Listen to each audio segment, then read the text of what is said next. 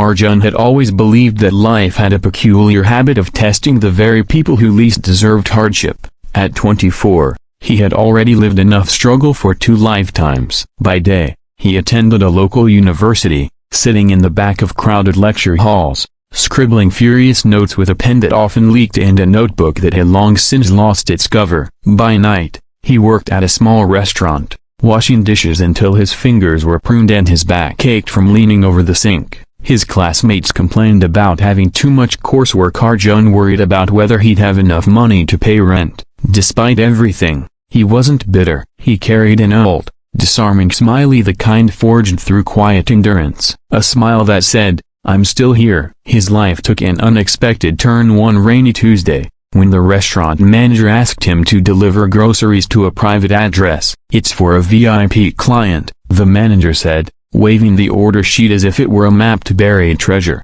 "Be polite, don't make a mess, don't speak unless spoken to." Arjun nodded, slipped on his worn-out sneakers, and set off on his rusty bicycle, the paper bags wobbling dangerously in the metal basket. Rain clouds bruised the sky, spitting droplets that slowly turned into a heavy drizzle. By the time he reached the address, he was drenched, looking half like a student, half like a soggy cat. The mansion was enormous, far beyond anything Arjun had ever imagined. Standing in front of tall iron gates, manicured lawns, fountains shaped like mythical creatures. It was the kind of house people whispered about, the kind that hid stories within its walls. He hesitated before pressing the doorbell, wondering if someone like him even belonged near a place like this. A moment later, the door opened, and a woman wearing a crisp uniform greeted him. But before she could take the bags, a voice floated from behind her, steady,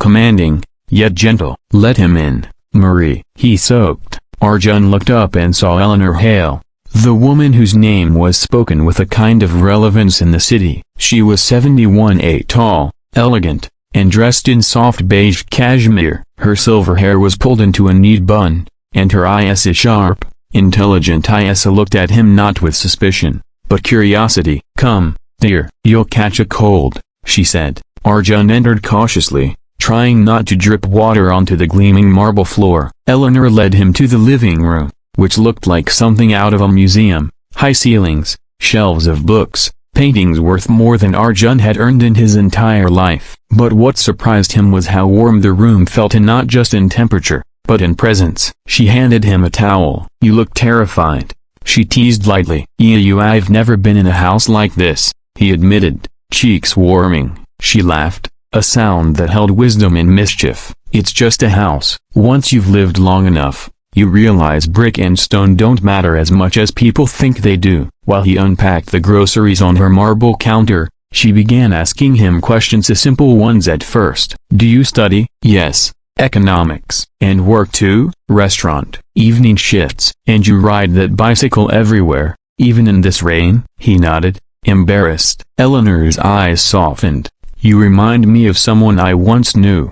Arjun didn't pry. He usually kept conversation short. Customers rarely wanted to talk to delivery boys. But Eleanor Brokenbar, she felt different. Her voice had a natural warmth, like a fireplace that drew you in without trying. She motioned for him to sit, and he obeyed reluctantly, feeling out of place on the plush chair. "You must be exhausted working this hard," she said. "I'll manage," Arjun replied with a shy smile. "I always do." Something in his tone made her pause. She studied him as if he were a puzzle she wanted to understand. "Most young people your age complain endlessly," she murmured, "yet you speak with such quiet strength." Arjun shrugged. "Life doesn't slow down just because I want it to." The simplicity of the statement struck her. "You speak like someone twice your age." "My father used to say that," he replied softly. Her expression changed just a flicker, but noticeable. "Are your parents alive?" He hesitated. "They passed away when I was 10. I grew up in an orphanage." After that, a broken bar, "It's been me on my own." For a moment,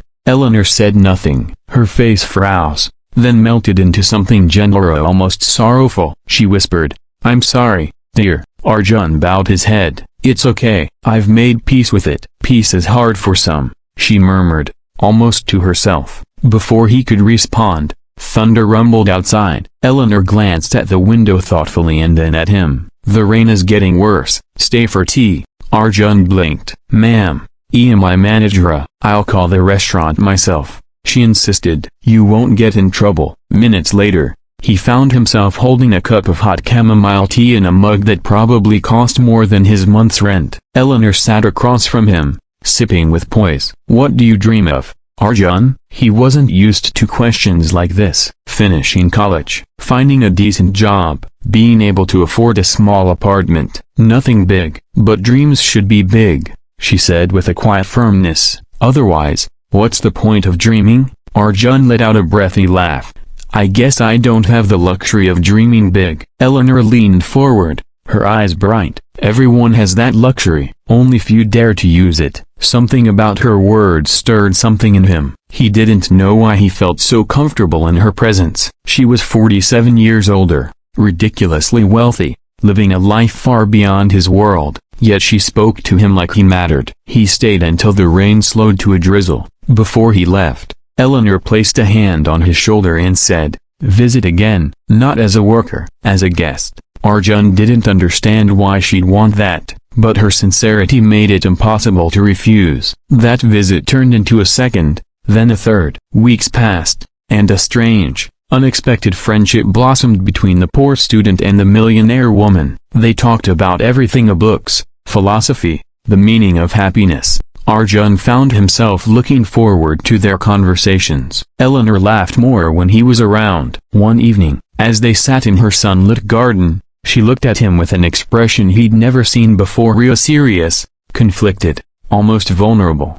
"I want to propose something unusual," she said quietly, "and I need you to listen without running away." He sat, hard thudding. "Marry me, Arjun." His breath caught. He thought he heard wrong. "What?" "Not for love," she clarified quickly. "For companionship. For a broken bar, something I'll explain later. And in return, I will take care of everything: your education, your future, your dreams." Arjun felt the world tilt under him. It made no sense. None at all. A 24-year-old broke student and a 71-year-old millionaire? People would call him a gold digger. They would mock them. They would never let him live in peace. Eleanor watched the fear flood his face. "Don't answer now," she said softly. "Think, understand, and know that I'm asking you because I trust you more than anyone I've known in years." Arjun lay awake for nights, wrestling with the decision. He didn't want money, but he did want dignity, a chance, a future he could never reach alone. And Eleanor, a broken bar. She had become family in a world where he had none. Finally, with trembling resolve, he said yes. He thought he understood what he was agreeing to, but 7 days after the wedding, he discovered he had understood nothing at all. The morning of the 7th day of their marriage began with a strange heaviness in the air, one of those quiet, motionless mornings when the world seems to hold its breath. Arjun woke up earlier than usual, not because of habit, but because something inside him felt unsettled. Eleanor had been distant the night before, speaking less, smiling with a softness that almost felt like goodbye. After breakfast, she asked him gently, "Arjun, could you meet me in my study at noon?" Her tone wasn't commanding. It wasn't even formal. It was a broken bar tender. Too tender. He nodded, though anxiety pricked at his chest. The study was a room Eleanor had never allowed him inside before. Not because she was secretive. She shared many things with him, old stories, her favorite books, her memories, but the study, she always said, was where the past lives. Those words now felt heavy with meaning he didn't yet understand. Noon arrived with slow, dragging minutes. Arjun stood before the double wooden doors of the study, palms sweating despite the cool air-conditioned corridor. He hesitated before knocking. "Come in," Eleanor called from inside. He pushed open the doors and stepped into dimness. The curtains were partly drawn, allowing slivers of gold sunlight to spill across the polished wooden floor. The room smelled of old paper, lavender, and something faintly metallic. Bookshelves lined every wall, stacked with leather-bound volumes. Old photographs of black and white, sepia, faded, hung in ornate frames. The room felt like a museum of someone's entire life. Eleanor sat at her massive oak desk, fingers interlocked, her posture stiff. She looked tired, more tired than he had ever seen her. For the first time since he'd met her, She looked her age. "Arjun," she said gently, "come sit." He obeyed, taking the chair opposite hers. The silence that followed wasn't ordinary silence, it was the kind that tasted like something terrible was coming. Eleanor inhaled deeply, as though gathering courage. "There's something I need to tell you, and something you need to see." She reached into a drawer, pulled out a thick envelope sealed with a red wax stamp, and slid it toward him. It was heavy, too heavy. "Open it," she whispered. His fingers trembled as he peeled the seal. Inside were dozens of papers, medical records, test results, doctor's notes, prescriptions. At first his brain didn't process the words, then one line seized him, squeezing the air from his lungs. Stage 4, terminal, estimated months remaining. He felt his heart lurch. "No, a broken bar," he whispered. He looked up at her, eyes wide and stinging. "When?" "2 years ago," she replied softly. "They said I had 1 year at best." "I've lived longer than expected." Arjun shook his head, disbelief gripping him. "Why didn't you tell me?" She smiled weakly. "Because I didn't want pity. I didn't want anyone treating me like I was already dying. And a broken bar because I was waiting to meet someone worthy before I revealed the truth." He didn't understand. "Worthy? Of what?" "Eleanor, you should have told me. I married you without knowing, and I'm sorry for that." She reached out and placed her fragile hand over his.